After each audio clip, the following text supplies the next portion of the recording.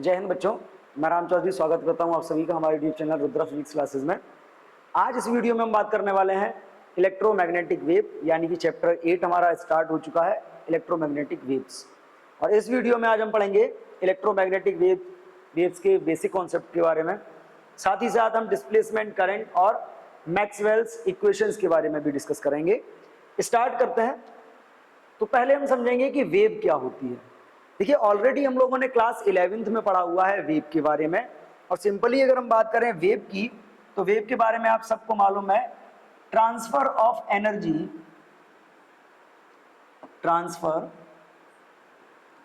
Of energy, transfer मतलब propagation of energy from one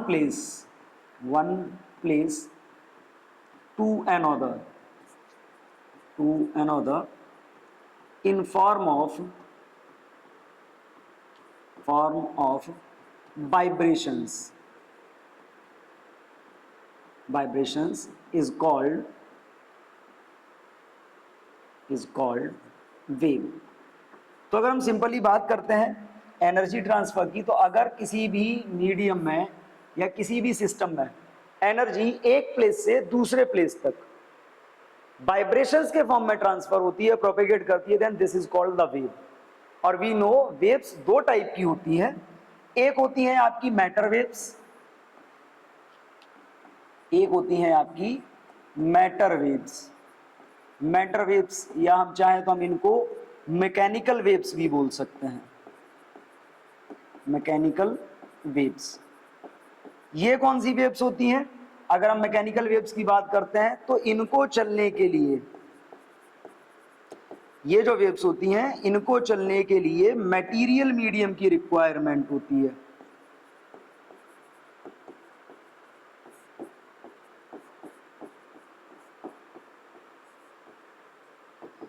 clear?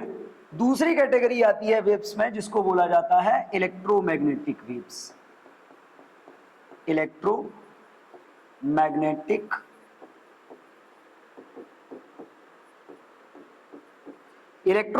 Waves की category क्या होती है? मतलब ऐसी वेव्स जिनको चलने के लिए मटेरियल मीडियम की रिक्वायरमेंट नहीं होती। तो अगर हम सिंपली इसकी बात करें, these do not require material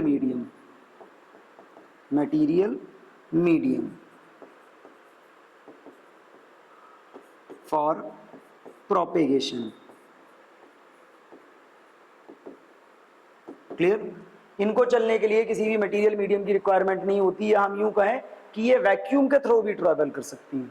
but यहां पे एक डाउट ये बनता है कि अगर मटेरियल मीडियम की रिक्वायरमेंट नहीं है, मतलब अगर ये वैक्यूम में चल रही हैं, तो फिर वाइब्रेशंस किस में प्रोड्यूस हो रहे हैं?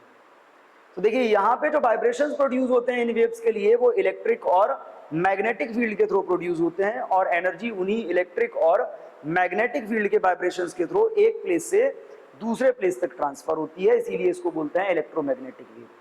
मटेरियल वेव, मैटर वेव या मैकेनिकल वेव्स के बारे में आपको ऑलरेडी मालूम है कि उनको क्या चाहिए? मटेरियल मीडियम चाहिए। मटेरियल मीडियम फॉर एग्जांपल जैसे पानी में बनने वाली वेव होती है, आप पानी में पत्थर फेंकते हो, रिपल्स बनने लगते हैं, वो जो वेव्स बनती हैं उनको बोलते हैं मैकेनिकल वेव्स। या रस्सी लीजिए, आप रस्सी को एक एंड पे बांध दीजिए और दूसरे एंड से झटका मारिए, तो क्या होता है? इस टाइप से उसमें वेव्स का फॉर्मेशन होता है। वो जो वेव्स बन रही हैं वो रस्सी में बन रही हैं, उसको एक मटेरियल चाहिए, तो उन वेव्स को बोलते हैं हम मैटर वेव्स। इस चैप्टर में हम डिटेल में पढ़ने वाले हैं इलेक्ट्रोमैग्नेटिक वेव्स के बारे में, कैसे प्रोड्यूस होती हैं, क्या क्या इनकी प्रॉपर्टीज हैं, कैसे मीडियम में प्रोपेगेट करेंगी, या इनका स्पेक्ट्रम, इनकी फ्रीक्वेंसी, इनकी वेवलेंथ क्या होगी, सब कुछ हम डिटेल में पढ़ेंगे। स्टार्ट करेंगे इलेक्ट्रोमैग्नेटिक वेव्स। तो सिंपली इलेक्ट्रोमैग्नेटिक वेव मतलब wave those do not require any material medium for the propagation are called electromagnetic wave। But बात ये आती है कि इलेक्ट्रोमैग्नेटिक वेव बिना मीडियम के ट्रेवल करती है, तो इनका कॉन्सेप्ट आया कैसे? तो अब इनके कॉन्सेप्ट को समझने के लिए देखिए, एक एक्सपेरिमेंट था जिसको हम बोलते थे ऑस्टर्ड एक्सपेरिमेंट। एक साइंटिस्ट थे ऑस्टर्ड। अब देखिए, ऑस्टर्ड एक्सपेरिमेंट की अगर हम बात करें, तो ऑस्टर्ड एक्सपेरिमेंट में हमने क्या पढ़ा था कि सपोज ये करंट कैरिंग कंडक्टर है, और इस कंडक्टर में जब करंट पास कराया जाता है तो करंट पास कराने पे क्या होता है कि इसके सराउंडिंग में मैग्नेटिक फील्ड प्रोड्यूस होता है। ये हमने पढ़ा हुआ है ऑलरेडी कि ये current carrying conductor will produce magnetic field in its surrounding. अब ये जो मैग्नेटिक फील्ड इसके सराउंडिंग में होगा वो मैग्नेटिक फील्ड कैसा होगा? अगर हम राइट हैंड थंब रूल की बात करते हैं तो मैग्नेटिक फील्ड कुछ ऐसा होगा, इधर से इनवर्ड होगा, इधर से आउटवर्ड। यानी कि यहाँ पे हमको एक क्लियरिफिकेशन मिलता है कि कंडक्टर में अगर करंट फ्लो होता है तो मैग्नेटिक फील्ड प्रोड्यूस हो रहा है। इस एक्सपेरिमेंट से हमको एक कॉमन आउटकम मिला। लेकिन अगर हम इसको डीपली ऑब्जर्व करें, ये करंट कहाँ से आया, तो करंट के लिए भी हमारे पास एक लॉजिक है कि ये जो कंडक्टर है, इस कंडक्टर को हमने क्या किया होगा, इस कंडक्टर को हमने किसी सेल या बैटरी से कनेक्ट किया होगा। और जब इस कंडक्टर को हम सेल या बैटरी से कनेक्ट करने के बाद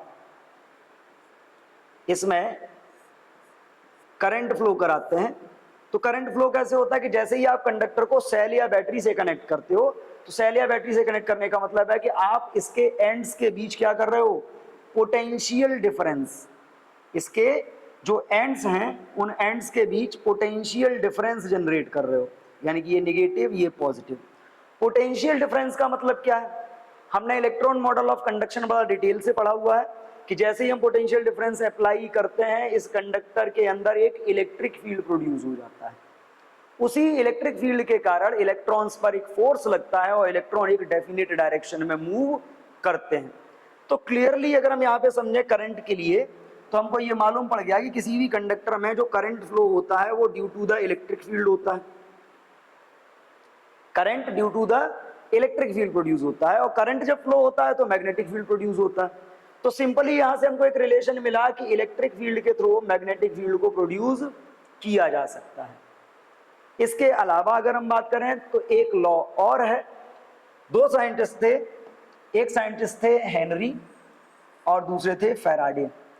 फैराडे और हेनरी के एक्सपेरिमेंट की अगर हम बात करें तो फैराडे और हेनरी ने एक एक्सपेरिमेंट किया, और उस एक्सपेरिमेंट में क्या उन्होंने देखा कि सपोज ये एक मेटेलिक रिंग है, एक कंडक्टिंग रिंग है, और इस रिंग के पास जब कोई मैग्नेट, इस टाइप से ये एक मैग्नेट है, ये इसका नॉर्थ पोल और ये इसका साउथ पोल। अगर नॉर्थ और साउथ की बात कर रहे हैं तो अब देखिए इसकी जो मैग्नेटिक फील्ड लाइंस हैं वो कैसी होंगी, नॉर्थ से फील्ड लाइंस क्या होंगी, बाहर निकल रही होंगी, और साउथ में अगर हम बात करते हैं तो फील्ड लाइंस साउथ में अंदर की तरफ आ रही होंगी। अब यहाँ पे देखिए, अगर इस मैग्नेट को आप मूव कराते हो, तो हेनरी और फैराडे का एक्सपेरिमेंट क्या था कि अगर इस मैग्नेट को रिंग की तरफ मूव कराया जाए या इससे दूर ले जाया जाए, तो होता क्या है कि जब इसको इसके पास लाओगे तो ये फील्ड लाइंस जो इस रिंग के थ्रू पास हो रही थी, मतलब जो मैग्नेटिक फ्लक्स इस रिंग के थ्रू पास हो रहा था, तो ये भी चेंज होगा। रिंग के पास आएगी मैग्नेट तो क्या होगा, ज्यादा से ज्यादा लाइन इस कॉइल के थ्रू पास होंगी, मतलब मैग्नेटिक फ्लक्स जो होगा वो इंक्रीज हो जाएगा। आप मैग्नेट को दूर ले जाओगे तो number of field line passing through the ring कम होगा, मतलब मैग्नेटिक फील्ड कम हो जाएगा, मैग्नेटिक फ्लक्स कम हो जाएगा। तो इस एक्सपेरिमेंट के बेस पे एक ऑब्जर्वेशन या एक रिजल्ट जो हमको मिला, रिजल्ट क्या मिला कि जब भी किसी कॉइल से पास होने वाला मैग्नेटिक फ्लक्स चेंज होता है तो उस कॉइल में एक ईएमएफ प्रोड्यूस हो जाता है, या उस कॉइल में एक करंट फ्लो होने लगता है। उस कॉइल में एक करंट फ्लो होने लगता है कि जैसे ही आप इसको पास लेके आओगे क्या होगा, इस कॉइल में एक करंट जनरेट हो जाएगा। अब देखिए इस कॉइल में एक करंट जनरेट हुआ तो यहाँ पे एक सिंपल सा लॉजिक हमको मिला कि due to the change in magnetic field क्या प्रोड्यूस हुआ है, करंट। और बात वही आती है कि करंट प्रोड्यूस हुआ, या हम यूं कहें कि इसमें ईएमएफ डेवलप हुआ। क्या डेवलप हुआ, ईएमएफ। ईएमएफ मतलब वोल्टेज, मतलब तो वही है कि वोल्टेज जब इसमें प्रोड्यूस हुआ होगा तो वोल्टेज प्रोड्यूस होने पे क्या होगा, इस कंडक्टर के अंदर या इस कॉइल के अंदर एक इलेक्ट्रिक फील्ड बना होगा। वो इलेक्ट्रिक फील्ड इलेक्ट्रॉन्स पर फोर्स लगाएगा और वो इलेक्ट्रॉन इसमें सर्कुलेट करेंगे तो इसमें करंट डेवलप हो जाएगा। यानी कि इस एक्सपेरिमेंट के बेस पे ये क्लियर हो गया कि अगर हम बात करते हैं किसकी, करंट डेवलप हो रहा है, करंट डेवलप होने का मतलब है ईएमएफ, मतलब इसमें इलेक्ट्रिक फील्ड प्रोड्यूस हुआ और उस इलेक्ट्रिक फील्ड से करंट डेवलप हुआ। रिजल्ट हमको यहाँ से ये मिलता है कि अगर हम चाहें तो हम मैग्नेटिक फील्ड को यूज करके, मैग्नेटिक फील्ड को चेंज करके इलेक्ट्रिक फील्ड को डेवलप कर सकते हैं। दो कॉमन एक्सपेरिमेंट, पहला आपका ऑस्टर्ड एक्सपेरिमेंट। ऑस्टर्ड एक्सपेरिमेंट मतलब करंट कैरिंग कंडक्टर के सराउंडिंग में मैग्नेटिक फील्ड प्रोड्यूस होता है, मतलब करंट मैग्नेटिक फील्ड को प्रोड्यूस कर रहा है। बट जब हम डिटेल में देखते हैं या हम डीपली इसको ऑब्जर्व करते हैं तो current due to the electric field produce हुआ, कंडक्टर के अंदर इलेक्ट्रिक फील्ड डेवलप हुआ जिसने इलेक्ट्रॉन पर फोर्स लगाया और इलेक्ट्रॉन मूव करना स्टार्ट कर दिए, तो इलेक्ट्रॉन से यानी कि इलेक्ट्रिक फील्ड से मैग्नेटिक फील्ड डेवलप हुआ। इस एक्सपेरिमेंट में हमको ये मालूम पड़ा due to the change in magnetic field EMF produce होता है, ईएमएफ के कारण कंडक्टर के अंदर इलेक्ट्रिक फील्ड प्रोड्यूस होता है और करंट जनरेट हो जाता है, मतलब मैग्नेटिक फील्ड के थ्रू हम इलेक्ट्रिक फील्ड को प्रोड्यूस कर रहे हैं। क्लियर? तो इन दोनों एक्सपेरिमेंट से एक बात तो क्लियर थी कि इलेक्ट्रिक फील्ड के थ्रू मैग्नेटिक फील्ड को प्रोड्यूस किया जा सकता है और मैग्नेटिक फील्ड को चेंज करके इलेक्ट्रिक फील्ड को प्रोड्यूस किया जा सकता है। ठीक है, चेंजिंग नेचर का इसमें कोई जिक्र नहीं है, लेकिन यहां से चेंजिंग नेचर के बारे में हमको मिल गया, मालूम पड़ गया। क्या मालूम पड़ गया? कि अगर मैग्नेटिक फील्ड जो हमारा है वो मैग्नेटिक फील्ड कैसा होगा? पल्सेटिंग होगा। पल्सेटिंग का मतलब लगातार चेंज हो रहा होगा, तो due to the changing magnetic field क्या हो सकता है? इलेक्ट्रिक फील्ड प्रोड्यूस होगा। और ये जो आपका इलेक्ट्रिक फील्ड प्रोड्यूस होगा ये भी कैसा होगा? चेंजिंग नेचर का होगा। जब इस ऑब्जर्वेशन को स्टडी किया एक साइंटिस्ट थे मैक्सवेल, तो मैक्सवेल ने ये ऑब्जर्व किया, ये तो हमको मालूम है कि इलेक्ट्रिक फील्ड से मैग्नेटिक फील्ड प्रोड्यूस होता है और मैग्नेटिक फील्ड से इलेक्ट्रिक फील्ड प्रोड्यूस होता है, by changing magnetic field changing electric field produce किया जा सकता है। तो ये भी हो सकता है कि अगर हम इलेक्ट्रिक फील्ड को चेंज करें तो चेंजिंग मैग्नेटिक फील्ड भी डेवलप हो। और इस कॉन्सेप्ट को समझने के लिए मैक्सवेल ने एक केस कंसीडर किया चार्जिंग ऑफ कैपेसिटर का, और जब उन्होंने चार्जिंग ऑफ कैपेसिटर का केस लिया तो उन्होंने ये पाया कि दो लॉ जो यूज किए जा रहे थे इलेक्ट्रोस्टैटिक्स या मैग्नेटिज्म में, वो चार्जिंग ऑफ कैपेसिटर के केस में सही नहीं है, इनकंसिस्टेंट मिले। इनकंसिस्टेंट का मतलब है वो लॉ एप्लीकेबल नहीं हो रहे थे। चार्जिंग ऑफ कैपेसिटर के केस में कौन कौन से लॉ थे जो एप्लीकेबल नहीं थे? पहला था आपका Kirchhoff current law, Kirchhoff's current law.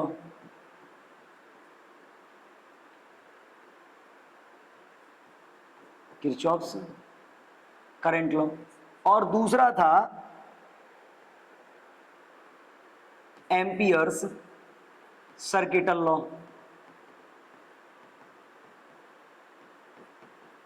Circuital law clear? आप देखिए एम्पियर सर्किटल लॉ या किरचॉफ्स करंट लॉ कैसे सही नहीं थे उसके बारे में पहले बात करते हैं। मैक्सवेल ने क्या किया? मैक्सवेल ने एक कैपेसिटर कंसीडर किया कि सपोज एक कैपेसिटर ये है और ये इस कैपेसिटर की प्लेट्स हैं, एक प्लेट ये रही और दूसरी प्लेट कैपेसिटर की ये है, और जब इस कैपेसिटर को आप किसी वोल्टेज सोर्स से कनेक्ट करते हो इसको और इसमें करंट फ्लो कराते हो, तो करंट फ्लो कराने पे क्या होगा? ये बैटरी का पॉजिटिव है तो ये इस प्लेट पे क्या होगा? पॉजिटिव चार्ज डेवलप हो जाएगा। ये बैटरी का निगेटिव है तो इस प्लेट पे निगेटिव चार्ज डेवलप हो जाएगा और इस सर्किट में क्या होगा? एक करंट फ्लो होने लगेगा। लेकिन अगर हम कैपेसिटर की प्लेट्स के बीच की बात करें तो कैपेसिटर की प्लेट्स के बीच जो मीडियम है, ये मीडियम कैसा है? वैक्यूम है या कोई डाई इलेक्ट्रिक मीडियम होता है। और आपने पढ़ा हुआ है कि करंट को फ्लो होने के लिए कंडक्टिंग मीडियम की रिक्वायरमेंट होती है। डाई इलेक्ट्रिक या वैक्यूम में करंट फ्लो नहीं होता।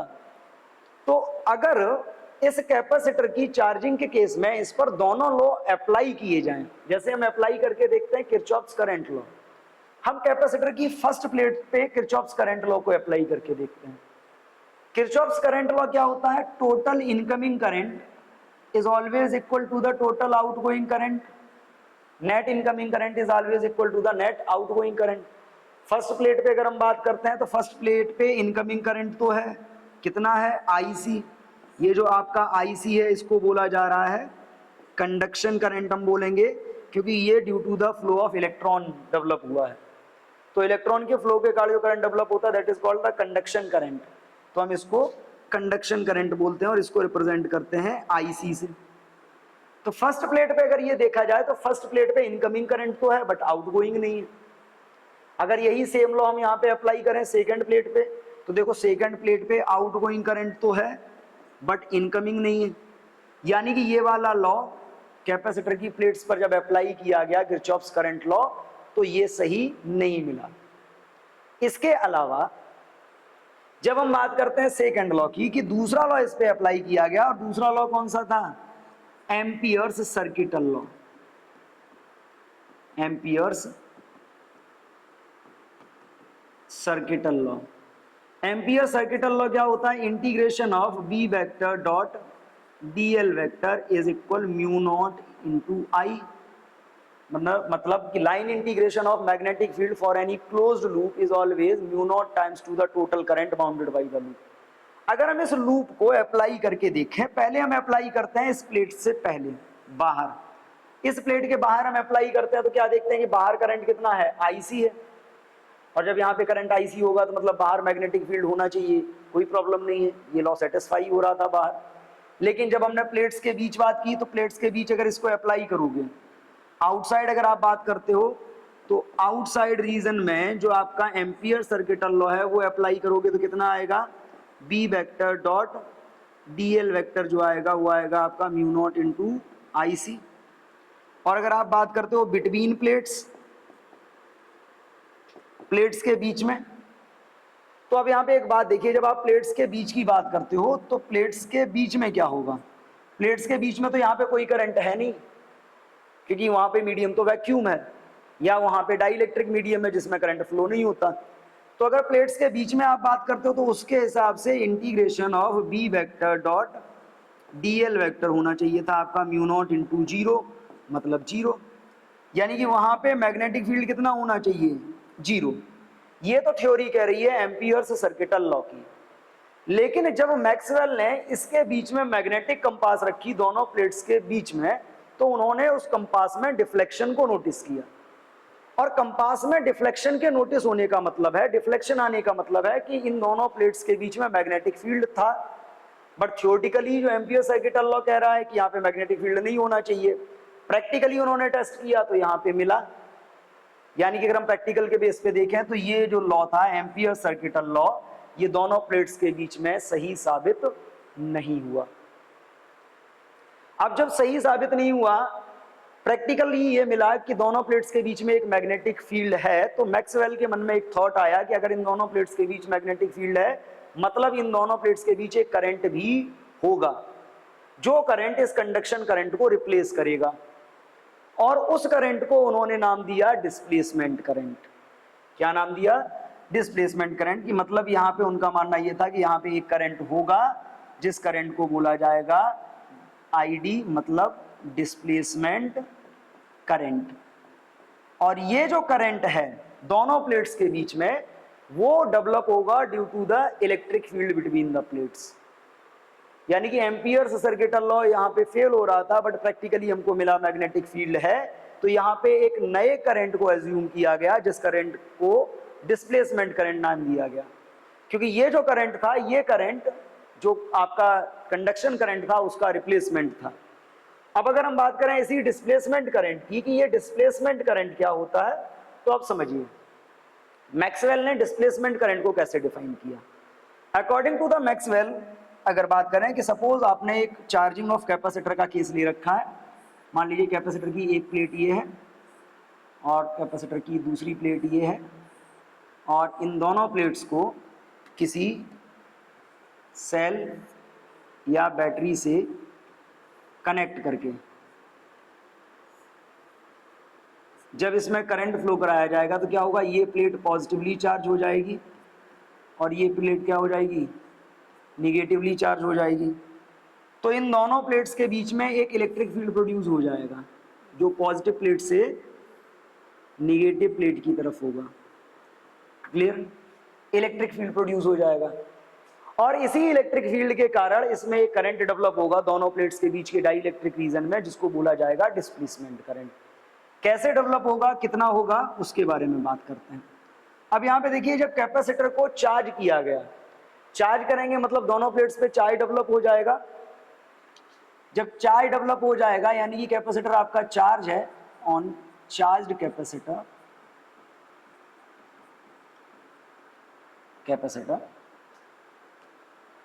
Charge density of plates, charge density of plates. Clear? Plates की चार्ज डेंसिटी कितनी होगी? चार्ज डेंसिटी का आपने फॉर्मूला पढ़ रखा है, सिग्मा इज इक्वल होता है क्यू बाई ए। मान लीजिए इस प्लेट पे चार्ज डेवलप हुआ प्लस क्यू, इस पे डेवलप हुआ माइनस क्यू। अब देखिए चार्ज डेंसिटी आ गई आपकी क्यू बाई ए। अगर आप कैपेसिटर की बात कर रहे हो, कैपेसिटर को जब चार्ज किया जाएगा तो दोनों प्लेट्स पे चार्ज डेवलप होने के बाद क्या होगा? दोनों प्लेट्स के बीच में एक इलेक्ट्रिक फील्ड प्रोड्यूस होगा। इलेक्ट्रिक फील्ड कितना होता है? तो प्लेट्स के केस में एक बात सिंपली याद रखिए, प्लेट्स के केस में हम बात कर चुके हैं कि इलेक्ट्रिक फील्ड कितना होता है। नाउ इलेक्ट्रिक फील्ड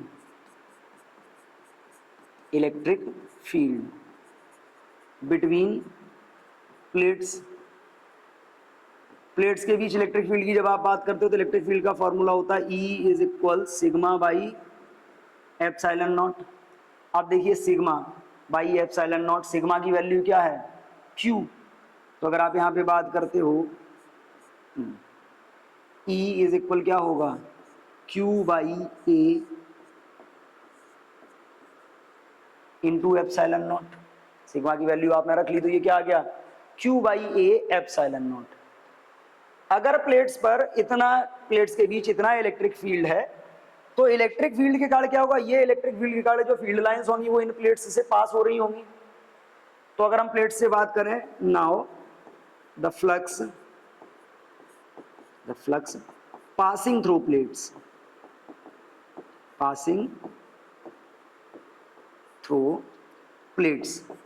प्लेट्स से कितना फ्लक्स पास हो रहा होगा?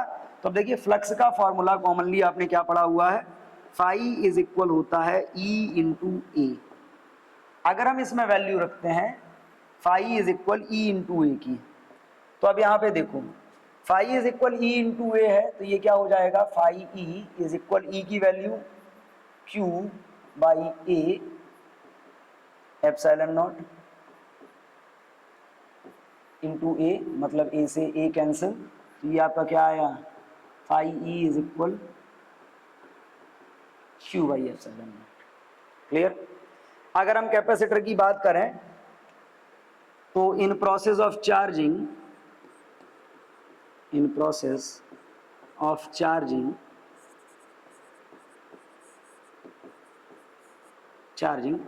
चार्ज ऑन प्लेट्स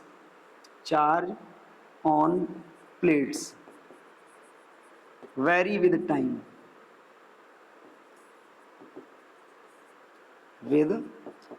यानी कि कैपेसिटर अगर चार्ज हो रहा होगा तो कैपेसिटर की प्लेट्स पे जो चार्ज है वो टाइम के साथ साथ क्या हो रहा होगा? बदल रहा होगा। और अगर चार्ज बदलेगा मतलब फ्लक्स बदलेगा, इन दैट केस अगर हम बात करते हैं then the change in flux passing through the plates, then अगर हम यहाँ पे बात करते हैं D phi E by D T की, देन चेंज इन फ्लक्स कितना आएगा पर यूनिट टाइम? ये आपका हो जाएगा D by D T Q by epsilon not. Epsilon not को आप इधर ट्रांसफर कर लीजिए तो ये क्या हो जाएगा? Epsilon not into D phi E by D T is equal D Q by D T. और देखिए D Q by D T जो आपका होता है, इसी D Q by D T को बोलते हैं करंट, और इस करंट को क्या बोला जाता है? D Q by D T, यानी कि charge per unit time. It is called current. इसी करंट को हम नाम देते हैं डिस्प्लेसमेंट करंट। कितना आया? It is equal epsilon not into D phi. Note कर लेंगे हम यहाँ पे, वैल्यू आपकी आ रही है, ये आपका आएगा I D is equal epsilon not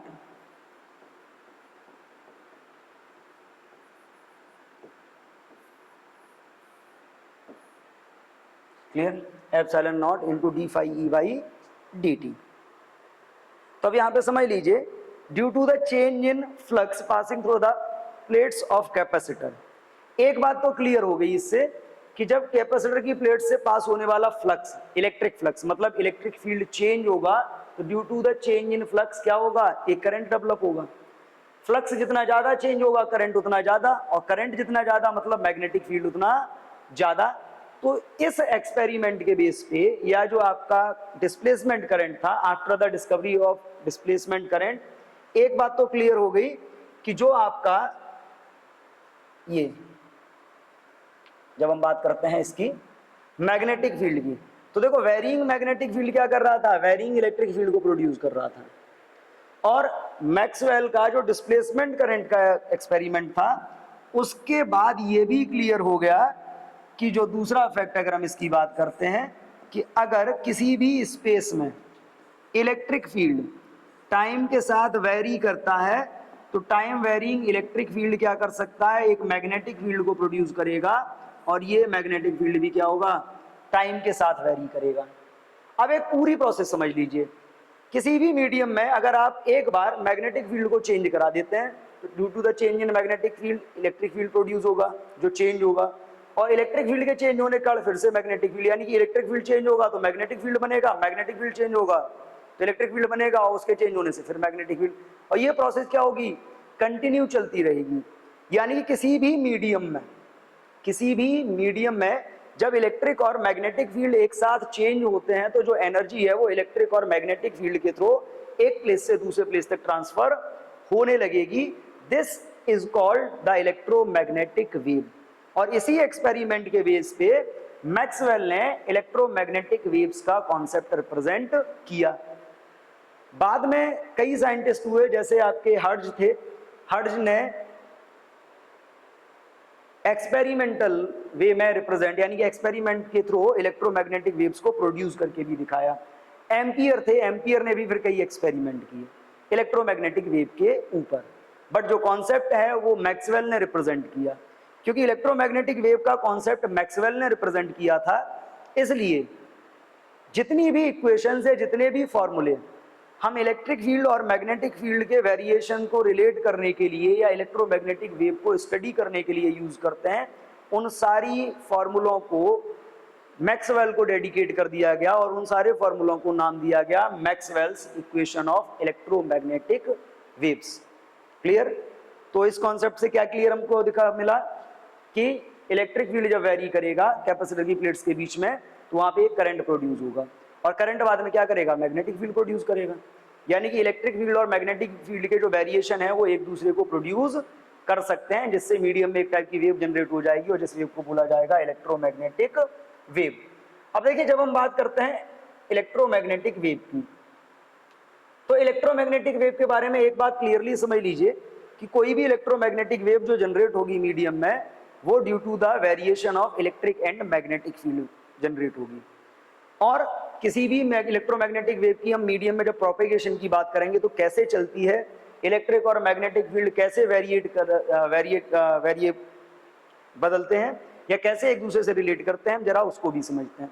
अब देख लीजिए, कोई भी एक प्लेन इलेक्ट्रोमैग्नेटिक वेव मान लीजिए, प्लेन इलेक्ट्रोमैग्नेटिक वेव इस टाइप से आपकी एक्स डायरेक्शन में प्रोपेगेट कर रही है, एक्स डायरेक्शन में मान लीजिए चल रही है। क्लियर? ये है आपका वाई, और ये आपका वाई है, और ये है आपका जेड। क्लियर? ओके। अब इसमें देखिए, सपोज कोई भी इलेक्ट्रोमैग्नेटिक वेव इस डायरेक्शन में चल रही है, डायरेक्शन ऑफ प्रोपेगेशन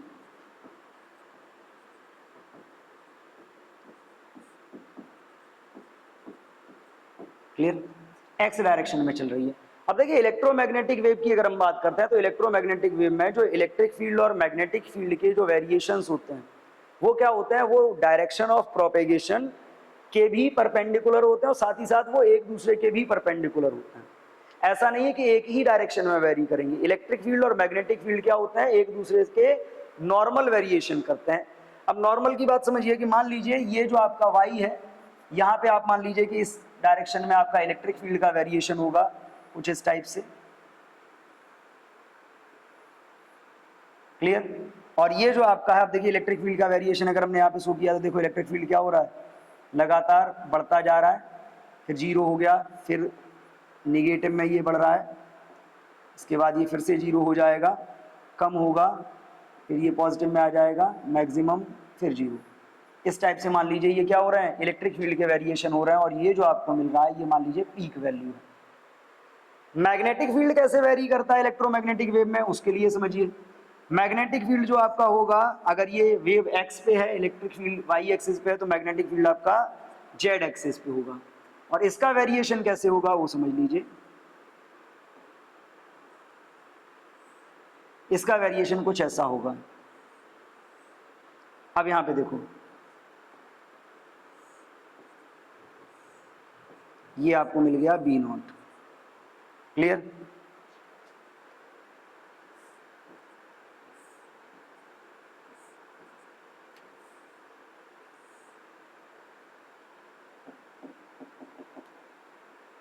देखिए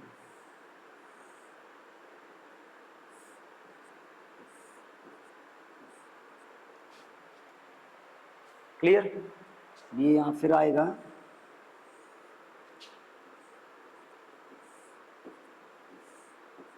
अब इस ग्राफ से देखिए, इस ग्राफ से अगर हम देखें तो ये जो व्हाइट वाली लाइन है, व्हाइट वाली लाइन क्या है, इलेक्ट्रिक फील्ड के वेरिएशंस को शो कर रही है, और ये वाली लाइन शो कर रही है मैग्नेटिक फील्ड के वेरिएशंस को।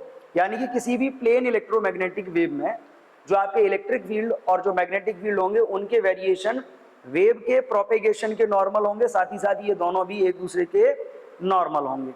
अगर वेव एक्स एक्स डायरेक्शन में जा रही है, इलेक्ट्रिक फील्ड वाई पे होगा और मैग्नेटिक फील्ड जेड पे होगा।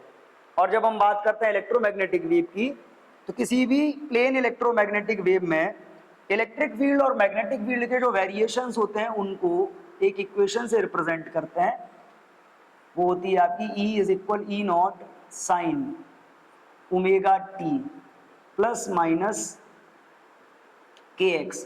क्योंकि देखो वेव एक्स डायरेक्शन में जा रही है तो यहाँ पे क्या लिखा जाएगा, के एक्स, और ये आपका आपने वाई एक्सिस पे लिया तो ये ई वाई हो गया, और मैग्नेटिक फील्ड आपका जेड पे है तो वी जेड इज इक्वल हो जाएगा B not sine omega T plus minus K X. और ये आपको मालूम है कि किसी भी इलेक्ट्रोमैग्नेटिक वेव में इलेक्ट्रिक फील्ड और मैग्नेटिक फील्ड के जो वाइब्रेशंस होते हैं वो सारे वाइब्रेशंस क्या होते हैं, एसएचएम में होते हैं। यानी कि उनका जो फंक्शन होगा, वेव फंक्शन होगा, वो सिंपल हार्मोनिक मोशन की इक्वेशन के थ्रू रिप्रेजेंट किया जाएगा। क्लियर? अब यहाँ पे अगर हम बात करते हैं कि ये ओमेगा क्या है, तो इस इक्वेशन में देख लीजिए जो ओमेगा आपका होगा, omega that is called the angular frequency, और इसकी वैल्यू होती है 2 पाई बाई टी, या इसी को बोलते हैं 2 पाई एफ। और यहाँ पे जो आपका k है, k की अगर हम बात करते हैं तो k होता है 2 पाई बाई लैम्डा, और इसको बोलते हैं वेव नंबर, इसको बोलते हैं वेव नंबर। क्लियर? अब यहाँ पे देखो जो हमने एक्सपेरिमेंट किया, मैक्सवेल का जो एक्सपेरिमेंट था जिससे डिस्प्लेसमेंट करंट जनरेट हुआ। अब देखो डिस्प्लेसमेंट करंट को जनरेट करने के बाद जो इक्वेशन, मैक्सवेल की इक्वेशन, जो आपकी पहली इक्वेशन थी किसकी, एम्पियर सर्किटल लॉ था, वो एम्पियर सर्किटल लॉ क्या हो रहा था, प्लेट्स के बीच में फेल हो रहा था। लेकिन डिस्प्लेसमेंट करंट के एग्जिस्टेंस के बाद यहाँ पे एक बात क्लियर हो गई कि सर्किट में बाहर एक करंट होगा जिसको बोलेंगे कंडक्शन करंट, और अंदर एक करंट इसके अंदर डेवलप होगा जिसको बोला जाएगा डिस्प्लेसमेंट करंट। तो डिस्प्लेसमेंट करंट के आने के बाद एक बात क्लियर हो गई कि जो आपका लॉ है, एम्पियर से सर्किटल लॉ है, अगर हम उस लॉ को बिटवीन द प्लेट्स अप्लाई करेंगे तो वो लॉ गलत नहीं होगा। लेकिन डिस्प्लेसमेंट करंट के आने के बाद एम्पियर से सर्किटल लॉ में मैक्सवेल ने एक करेक्शन किया, and that law is called modified amperes circuital law. अब देखिए मॉडिफाइड एम्पियर सर्किटल लॉ क्या है, पहले आपने क्या पढ़ा था, according to Ampere's circuital law अगर आप बात करते हो, Ampere's circuital law, ampere circuital law में आपने क्या पढ़ रखा था, integration of magnetic field is mu not times to the I. तो इससे क्या था कि इससे चार्जिंग ऑफ कैपेसिटर के केस में जब आप कैपेसिटर की प्लेट्स के बीच में अप्लाई कर रहे थे इसको, तो कैपेसिटर की प्लेट्स के बीच में आपका मैग्नेटिक फील्ड 0 आना चाहिए था, क्योंकि कंडक्शन करंट वहां पर फ्लो नहीं होता, और कंडक्शन करंट जब वहां पे फ्लो नहीं होता तो वो 0 आना चाहिए था। लेकिन रियलिटी में ऐसा नहीं हुआ, कंडक्शन करंट 0 नहीं आया, मतलब मैग्नेटिक फील्ड जीरो नहीं होता। तो बाद में मैक्सवेल ने अपने ऑब्जर्वेशन से, अपने एक्सपेरिमेंट के बेसिस पे ये प्रूव कर दिया कि प्लेट्स के बीच में एक और करंट होता है, जिस करंट को बोला जाता है डिस्प्लेसमेंट करंट। ठीक है, तो डिस्प्लेसमेंट करंट के बाद, after considering displacement current, considering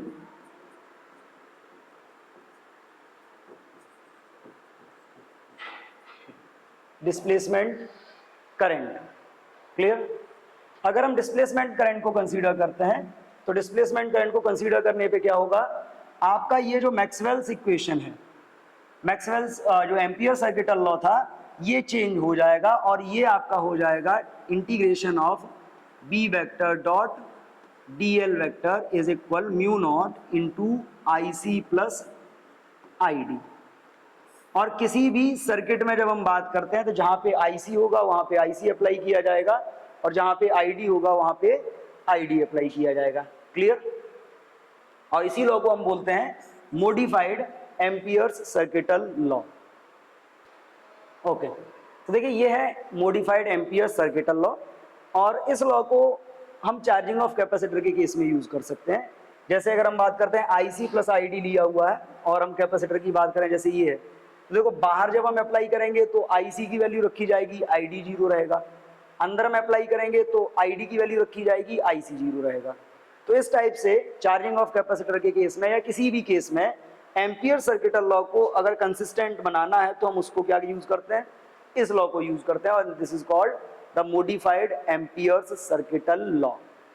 अब देखिए जैसा कि हमने बात करी कि इलेक्ट्रोमैग्नेटिक वेव का जो कॉन्सेप्ट है वो रिप्रेजेंट किया मैक्सवेल ने, तो जितनी भी लॉज या इक्वेशंस थी जो इलेक्ट्रोमैग्नेटिक वेव की स्टडी में यूज होती थी, उनको मैक्सवेल को डेडिकेट कर दिया गया और उनको नाम दिया गया मैक्सवेल्स इक्वेशंस। तो बेसिकली अगर हम बात करें तो there are 4 equations, those are called the Maxwell's equations. कोई भी इक्वेशन मैक्सवेल की खुद की ड्राइव की हुई नहीं है, ये सारे वो लॉज हैं जो हम पहले इलेक्ट्रोस्टैटिक्स या मैग्नेटिज्म में पढ़ चुके हैं। जैसे अगर हम बात करते हैं इक्वेशंस की, अगर हम बात करें तो फर्स्ट इक्वेशन इनकी देख लीजिए, जो इनकी फर्स्ट इक्वेशन है, फर्स्ट इक्वेशन क्या होती है, अगर फर्स्ट इक्वेशन की बात करें that is the Gauss law, Gauss law in electrostatics. Electrostatics क्या है गॉस लॉ इन इलेक्ट्रोस्टैटिक्स, कि मान लीजिए आपके पास कोई भी क्लोज सरफेस है और इस क्लोज सरफेस के अंदर कोई भी चार्ज आपने इनक्लोज किया हुआ है, तो इस क्लोज सरफेस से पास होने वाला जो फ्लक्स है वो केवल और केवल एक फैक्टर पे डिपेंड करता है, that is the charge enclosed by the surface. ये हमने पहले पढ़ा हुआ है, और simply we can say the surface integration of electric field for a closed surface is always 1 by epsilon naught times to the net charge bounded by the surface.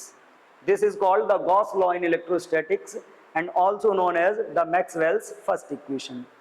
अगर हम बात करते हैं मैक्सवेल की सेकेंड इक्वेशन की, तो देखिए Maxwell की जो सेकेंड इक्वेशन है, मैक्सवेल की जो सेकेंड इक्वेशन है that is the Gauss law in magnetism.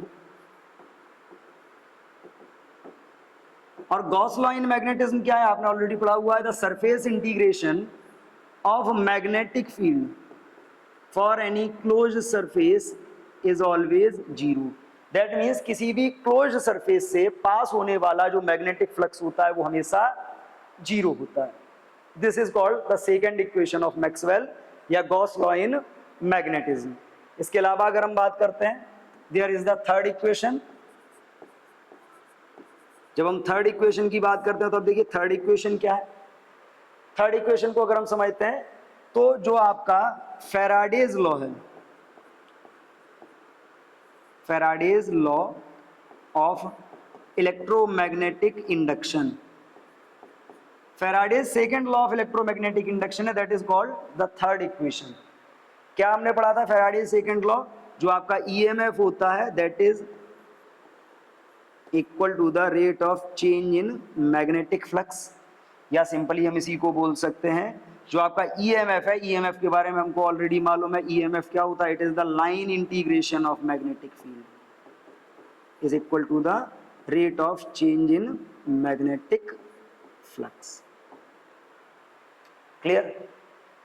इसके अलावा अगर हम बात करते हैं, there is the fourth equation of Maxwell, और मैक्सवेल की जो फोर्थ इक्वेशन है, फोर्थ इक्वेशन है आपका मोडिफाइड एम्पियर्स